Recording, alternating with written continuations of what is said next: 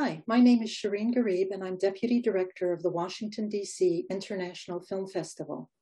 To our audience, welcome, and thank you for being here today for a conversation with Ameen Nayfeh, the director of the film 200 Meters. This film is Ameen's directorial debut. 200 Meters was Jordan's submission to the Academy Awards for Best International Feature Film. It has already received some distinguished awards, including the People's Choice Audience Award as part of the Venice Days competition at the Venice International Film Festival. 200 Meters is participating in our Circle Award, which is the juried competitive portion of Filmfest DC, and it is featured in the Arabian Sights Film Festival, which is presented in conjunction with Filmfest DC. It is indeed a pleasure to introduce Ameen Nayfeh to you from Jerusalem to talk about his film. I'm also pleased to introduce Mr. Mohammed, the Executive Director at the Jerusalem Fund in Washington, D.C., who will lead today's conversation. The Jerusalem Fund has been one of our longtime supporters. It focuses on humanitarian, educational, and health developments among Palestinians. Ameen, thank you for letting us present your film to our audience. Ameen and Mohammed, welcome. I'll start off by first thanking all of you. Thank you, Shireen. And of course, thank you, Ameen. We appreciate you being here, and we appreciate the work that you've done with the film, which was great. I'll start off by saying, my father actually happened to be visiting me in Washington over this weekend, and so I watched the film over the weekend with my dad and my wife, and I must say, you know, my dad's kind of a picky guy, and he actually really enjoyed the film. We watched it, and we loved it. We thought it was a great mix of, you know, the drama, but also it showed the realities of living under occupation, and we really appreciated it. We enjoyed it, so thank you very much for what you did. It's a great film, so good job. Thank you. So I'm going to start off by asking you, I mean, some of the more, or at least the questions that came to my mind. I did honestly look you up, and I saw a video that you did, and this ties into one of the questions, is if this film was somehow based on real events. And then in that video, I saw that you were separated by your grandparents. The wall separated you, not your direct family, but your grandparents, which is also direct anyway. So could you talk about more in detail about that?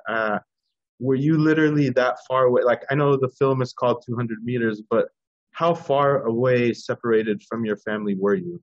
So I grew up very attached to my grandparents and to my family, you know, my aunts, my cousins, almost my most beautiful childhood memories. When the wall was built, it was as if it was on another planet. And they live, that village or town is 20 minutes away by the car from where I am living in the West Bank. So, you know, I grew up there. And then suddenly there is the wall, there is separation. And when was the wall built? The wall started to be built in the early 2000s during the second Intifada. So 2004, 2005, that's when the segregation or the separation started.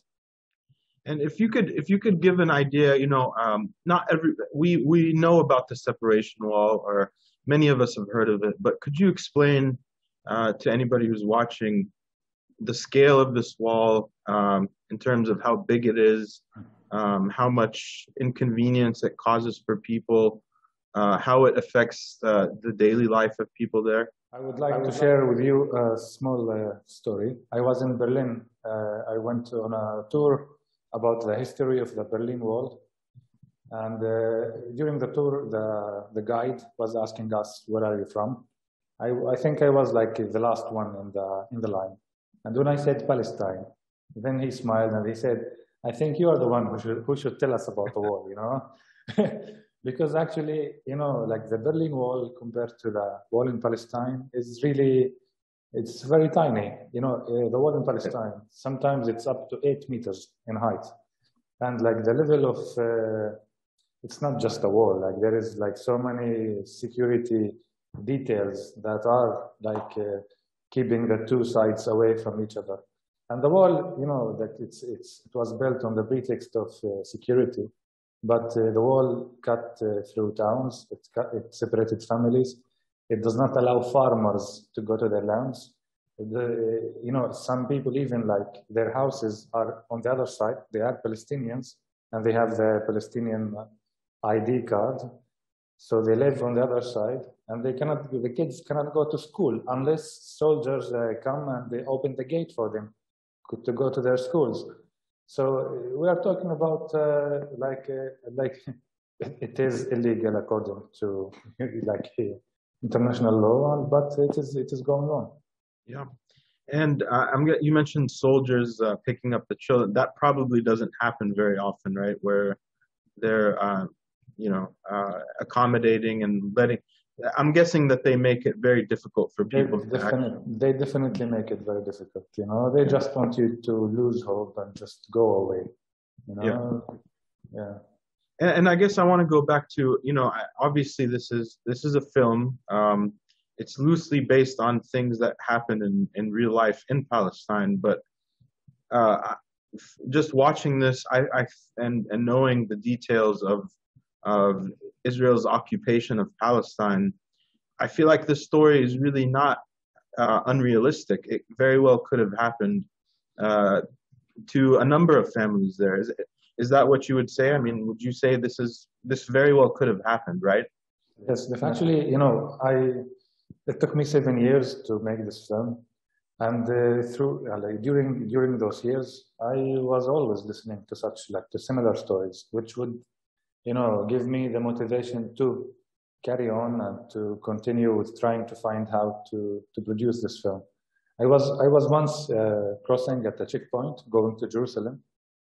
And then at the checkpoint, there was a family of a father, a mother, and a kid, like a 2-year-old kid. The Israeli security officers or soldiers, they allowed the mother and the kid to go, but the father not, you know. And then everyone who was there started to beg to like, come on, let him go. Like they have a report or like a paper from a hospital. They are going to the hospital. So everybody was like, let him go to the hospital. And they said, no. You know, I saw this, like a man is going with his wife and sick child to a hospital. And they're telling him, no, you cannot go. So as I was there, the man, like the wife went, like she crossed.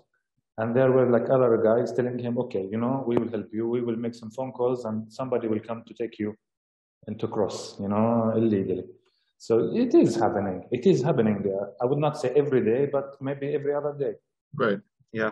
And, you know, to be very honest, it's hard for us here. When we live in the United States, for example, these kinds of stories, we can't, it's hard to imagine such a difficult way of life. But the fact is, it really does happen. And, you know, I'm here in Washington right now, but I live in Virginia, which is across the river here in Washington, DC.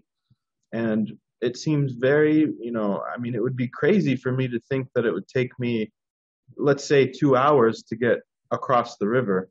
But it seems like this is everyday life for Palestinians under occupation. Yes, unfortunately, it is. Yeah. So more about the film. One of the questions you briefly touched on it. So I was going to ask is, how long did it take you to produce this film? And you said around 7 years. Was that collecting footage over many years, or if you could give us more information or details about that? So 7 years is I spent on the development and trying to find the budget, because. So I did not shoot on the course of 7 years. It was only about finding producers, because I am a first-time director, and you know it is very difficult and challenging to find people that would invest in you. especially that the film is, coming from Palestine, and it is, I would not call it a political film, but it is political at the end. And I was always asked by many funds or producers that, why are you telling another story about the occupation? Like, why another story about the war? Yeah, there's many stories. Yeah, like make a love story, make it a comedy, and that was not fine. That it is not okay, I want to tell the story because it is important, and this is how I see it. But that's unfortunate that they would tell you like there has been like the story's been like was told. I don't think it was told. Yeah, and actually, I also realized that this was your directorial debut, so I wanted to congratulate you also. Thank you. Because honestly, for first of all, I can tell you I have zero skills in what you do. So the fact that you were able to produce such a amazing film and get such recognition and awards on the first time is amazing. So thank you.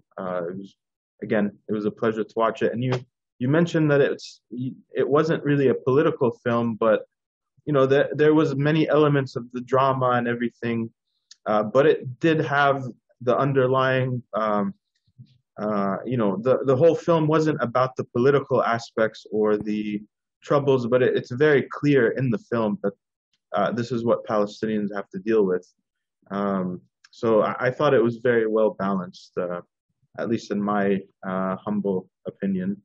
Thank you. But I would also say that, when I started writing the script 7-8 years ago, it was more political, I would say. I have to admit, I wanted to talk about the direct problems and to show what is happening, I was not investing more in the human story or in the story of the family. But as I spent this such years in working on the script and getting feedback and going to workshops, I started to realize that I don't have to talk about politics. I just need to talk about, like normal people. Right. The human story, basically. Exactly. Yeah. So I know. So this is a long process over time, but the actual filming, how long did it take? This was a shock to many people who are in the industry because we shot in 35 locations in just 22 days. And I'm guessing part of that is because you have a short window of opportunity to do many of these things, and that was also what I was going to ask is, first of all, I was curious. I figured definitely you filmed in Palestine, right? Yes. But did you film anywhere else? And how difficult was it to film? Did you face any particular challenges that you would say? The film was shot entirely in Palestine. We took just like few shots on the other side. That is like on Israeli roads. I was not there because I could not go. It was only like a small team. And the shooting in the West Bank is not, it is easy, but it's not so easy because we are shooting on roads and areas that under the control of the Israeli military. I wanted to shoot at the real checkpoints next to the wall, next to the watchtowers, because without these images, my story is not, this is what I want to tell. That it's not just that there is a wall, but there are like checkpoints every other kilometer, There are in the West Bank, there are like 100, maybe more, permanent checkpoints just cutting through. Like, if I want to go right now from my city to Ramallah, I have to go through 3 permanent checkpoints. And how long does it take you to pass these checkpoints? So it depends on the situation, It depends on sometimes there are no soldiers there, sometimes there are soldiers there, sometimes they are checking, sometimes they are not. So, but the checkpoints are there. Yeah, and I want to, I guess, for audiences here, we hear about checkpoints, we hear about the difficulties and freedom of movement, which is obviously a violation of international human rights. But it's different to hear it from somebody who experiences it firsthand. So I mean, could you explain more? I just want people to understand how difficult life really becomes. Like you said, you're trying to just go to another city and you have to go through three checkpoints. I will tell you. What kind of troubles do you go through? I will tell you how I felt 3 days ago when I went to Ramallah. Because of the recent events in Palestine. Right. The Israeli army is kind of on the, I don't know how to describe it, but I think since 2015 there has been changes in the what do you call it, of how they react to possible threats. So for many occasions the order was shoot to kill. So if you see a threat, then don't think, just shoot to kill. So what I experienced 3 days ago, just traveling with my brother in our car to Ramallah, is that crossing these checkpoints, the soldiers, are standing in their checkpoints, they are pointing their guns directly. The guns are pointed directly at the passing cars. And it happened 3 weeks ago that a man was killed who did nothing. He did nothing, and the Israeli army released that it was by mistake.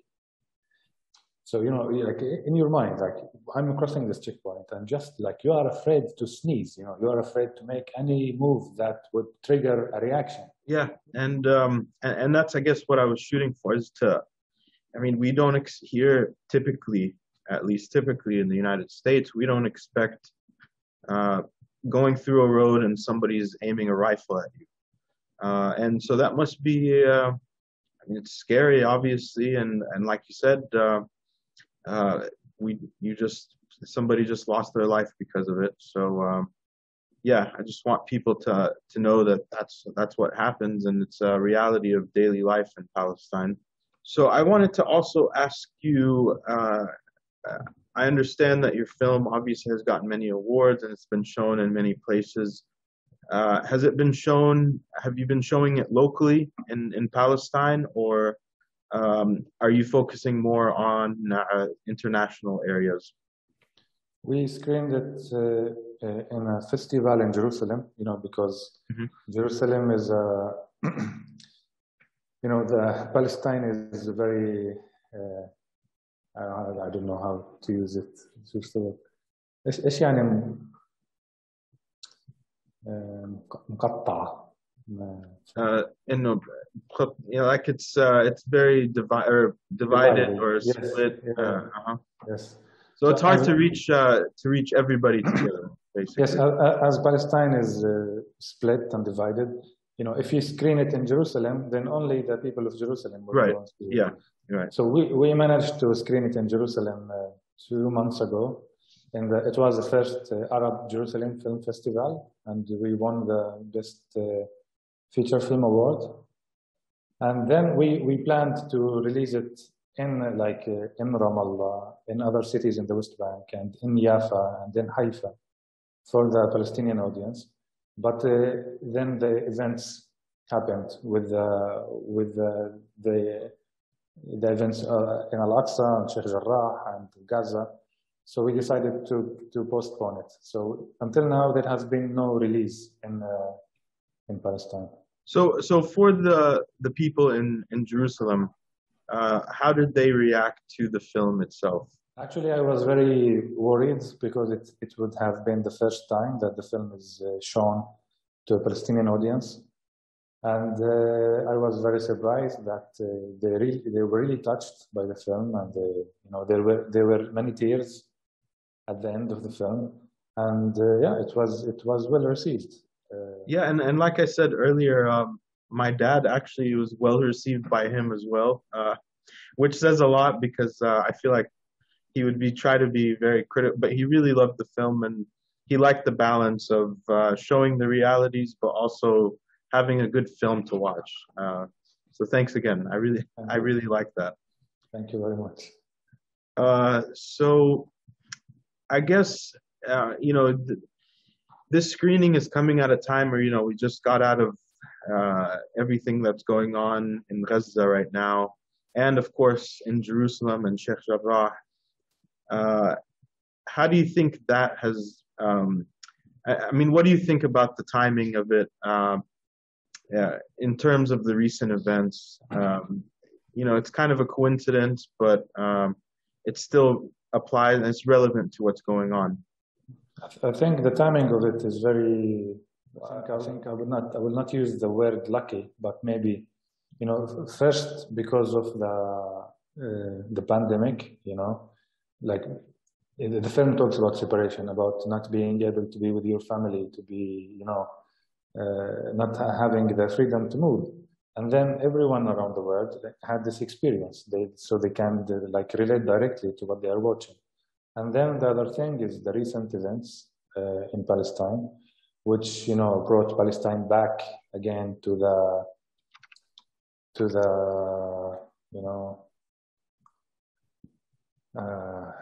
table. So I think yes, I think it is.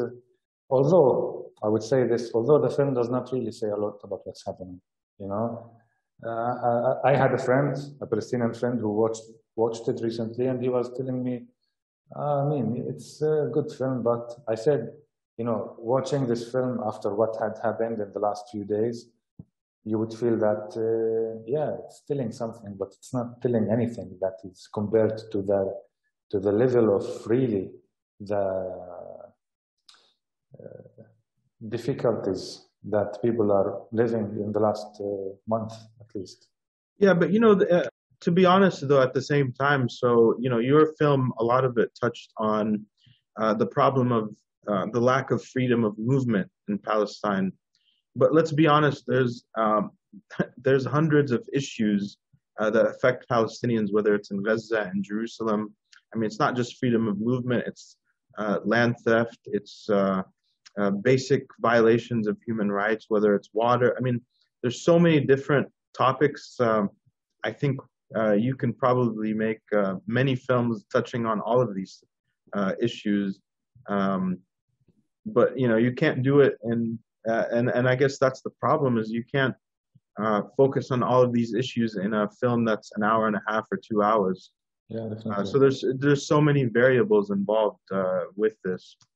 But regardless, you still focused on such a very, it's a specific problem, but it's one that affects thousands, if not hundreds of thousands or millions of Palestinians. When I was looking at the trailer at first, I noticed the lead actor, who is Ali Suleiman, and I've seen him in other films before, other shows, and I knew he's very famous. He's a very prominent actor. How were you able to get him to sign on to your project with 200 meters? Actually, when I think I started to imagine him as the lead actor, and it kept on. It was like that for a few years. I was just dreaming that it would be him to play the role. And finally, my producer, she spoke with him, and he showed his interest until he read the script. Then I received the phone call that made me so happy, is that he was very happy with the script, and he would definitely do this film with me. And I was I don't know, having a celebration, because working with such a great actor is one of my dreams, and I knew that he would bring the film. He would add a lot to the value of the film. Yeah, I think he really did. It's great acting with all of the actors, but yeah, that was he was a great actor in the film. Do you have any plans of working with him in the future? Do you have plans for your next film already, or could you give us a little teaser about that? With Ali Suleiman, yes. I don't have a plan yet, but I would definitely work with him again, because he's a professional. He's a professional actor, and he's very humble, also. So that's a perfect mix for anyone that you want to work with. But about my future projects, I am actually working on a couple projects which are both in development. One is telling a story of a Palestinian kid who who has dreams about becoming a football like star. But this story happens during the Lebanese civil war, so it's like a period piece. And his dream like dies as the civil war starts. So that's one of the stories. Well, great. That's very interesting. That sounds interesting, and I definitely look forward to that. My family, my dad's side of the family were refugees to Lebanon, so I can relate to that. But yeah, we would definitely look forward to that as well. Was it hard to raise money for this film, to produce it? I'm guessing that's always a challenge for filmmakers, but for your case, how difficult was it? Yes, it was difficult, and it's not just my story. Like in the Arab countries, you know, especially in Palestine, we do not have national film funds, which is like would have been the biggest support if we had it. Because, you know, you start knocking on doors of like producers from Europe or funds, and you know, you don't have anything. You do not have any like push to start, and this makes it actually very difficult. Actually, you know, the state of Israel, they have the Israeli National Film Fund, and they produce at least like the average of 20 feature films per year, while we make maybe one film each year. You know, this is a very sad reality that is happening. And yeah, the difficulties starts with like having no support from our government. And then I think the second thing is that, you know, Palestinian cinema has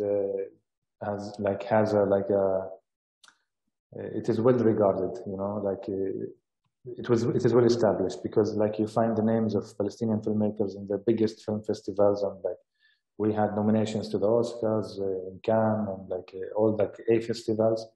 So when you come up with a new idea and when you want to tell a new story and you are a first-time director, it is really not easy. Well, again, congratulations with everything that you did with this film. Again, I enjoyed it. I think the rest of my family will enjoy watching it as well. So thank you. And I just wanted to wrap up with just one more question about why did you cast, you know, the character of the Israeli photographer, and then her friend, I think his name was Nayef, not Nayef, sorry, Kifah, sorry. What convinced you to bring these two characters in?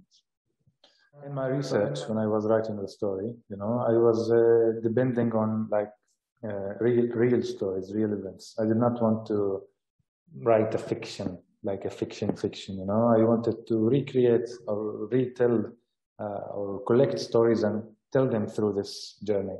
And it is a story that I know, you know, personally, actually. I know this, like a Palestinian and a German who went on a smuggling journey.